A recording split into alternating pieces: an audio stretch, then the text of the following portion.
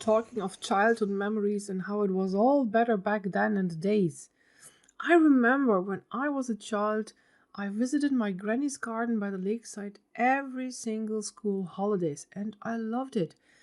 Well, for most of the times, not when I had to do the weeding or watering the plants, but just the time when the flowers were all in bloom, ranging from white to pink to yellow, and here and there the odd purple or vibrant red of the poppies. And I loved lying down on my belly and watch these tiny butterflies, the blue and brown ones that are not bigger than a euro coin, or the ladybugs, where I always found myself counting the dots. And I observed them climb up the stem and then take off to go to the next flower. Yeah, I remember that too. The farmer behind our house had a piece of land in the corner he didn't use, and it was growing wild. It was so relaxing and carefree back then.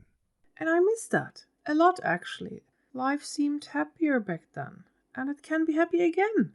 Living in a city has its benefits, yeah, but I believe there can be never enough green spaces with beautiful and colorful flowers.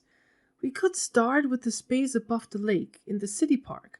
The area is around 8,000 square meters, and it's off limits for kids and dogs anyway. So far, it's only a green lawn that requires mowing. But think about it, we would not need taxpayers' money to maintain it.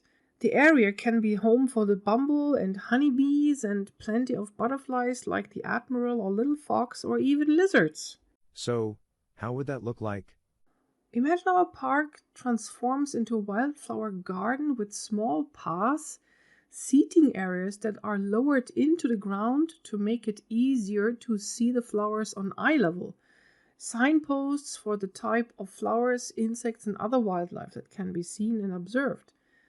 The buzzing and the bees and the flowers and the trees are perfect getaway for kids from everyday school life, for biology lessons, or you can relax your soul after a long working day. So why not transforming plain green lawns or those ugly unused spaces on those rooftops of buildings or roundabouts at traffic junctions or those little spaces between cars in the car park? yeah, or the strips between the larger roads. That would be awesome. But not sure how to make the town council agree to it? Well, one side of the argument will be the environment. I mean, everybody has heard of pollution and greenhouse effect and using pesticides to protect crops, but they kill the pollinators and the knock-on effect it will have on our food production. CO2 emissions will be reduced and air will be cleaned. Crops increase because more pollinators are around. And another argument will be that the impact on the mental health, which I believe nearly everyone will understand, especially after the lockdown experience.